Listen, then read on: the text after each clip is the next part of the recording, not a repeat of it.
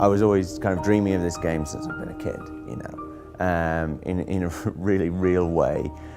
I didn't think, oh, I'll make that game. I just thought, wouldn't it be cool if there was a game where, and I think everyone has had that. I think I heard somebody saying it's like a pitch from a child, basically, which is like, you know, there'll be a universe and you can go everywhere and you can have a ship and you can shoot lasers and, you know, all that kind of thing. It's like the most childish idea for a game in the world.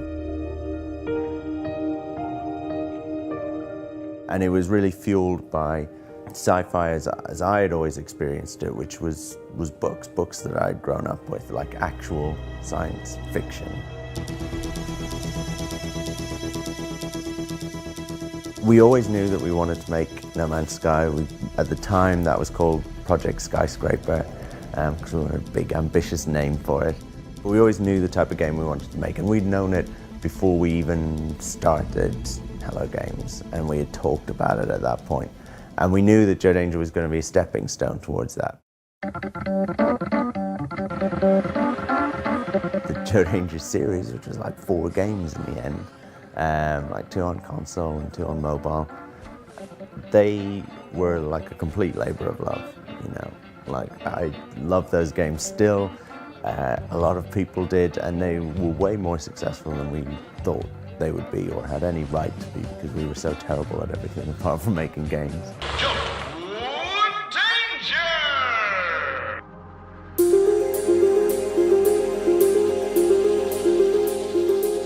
It really kind of properly started a year and a half ago. It's not quite a year and a half ago, like a year and 5 months or something. And that was when 4 of us, slightly different 4 to the 4 that had founded the company, just found a small room within that large office, and we actually just like literally locked the door and had a separate entrance and stuff like that, and squirreled ourselves away.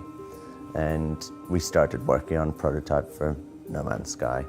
And we actually didn't show the rest of the team because we just wanted almost the pressure and the isolation, almost like it was a startup within this small studio that had to prove themselves.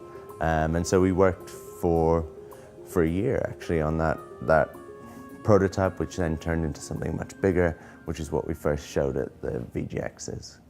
World premiere.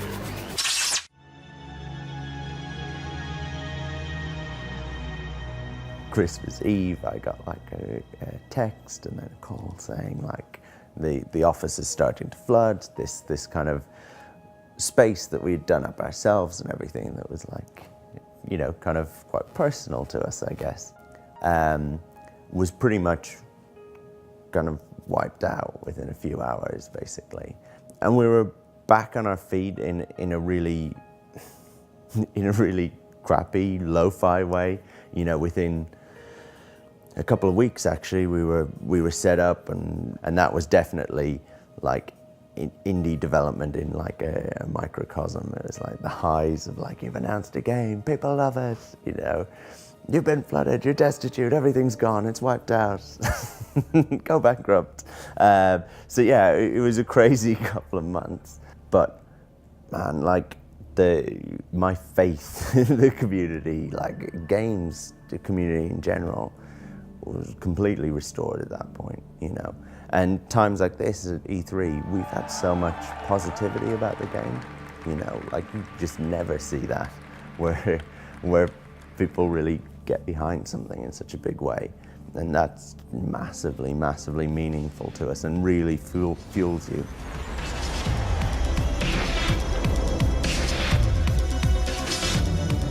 There is this thing that it's set in this infinite procedurally generated universe, but that's actually not why we're making the game. We're not making some sort of tech demo or something like that. We had the idea of making a game that felt true to the kind of sci-fi books that we'd grown up with, the kind of idea of that, the fantasy of that. And we wanted to deliver on that, and to do that we had to create the universe for you to explore, because that's the feeling that we wanted you to have for one of the first times in games to actually land on a planet and for nobody to know what was on that planet. Not the creator of the game, not anyone else, because no one else has ever been there before. give everyone a spaceship, start them all on a different planet, give them a working, living, breathing universe that has planets with ecology, that has space stations and fleets of freighters and military and police and different races and all of them interacting, and let players loose and let them decide the game that they want to play, because that's what's interesting to me.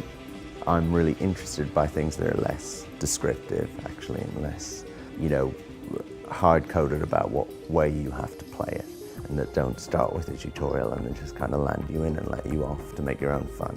Having said that, it isn't just like some sort of empty blank canvas. There is a lore to the universe, and there are decisions that we make based on that, and it has a personality. It is generally a pretty dangerous place to be, as it should be kind of for sci-fi. It isn't just some ambient utopia, right? You are always in danger. Actually, everyone starts on a different planet, but everyone starts on a different planet on the outside edge of the galaxy. And they all share that same galaxy. And for most people, they will try and make the journey to the center of the galaxy. And there's a reason why you would want to do that. But that is a journey that they will undertake. And to do that, they will need to upgrade their ship, upgrade their weapons, upgrade their suit. And they will need to plan, and they will need to cooperate with other players to an extent. And they will actually need to be quite clever. And there is a game beyond that, and you can continue to play.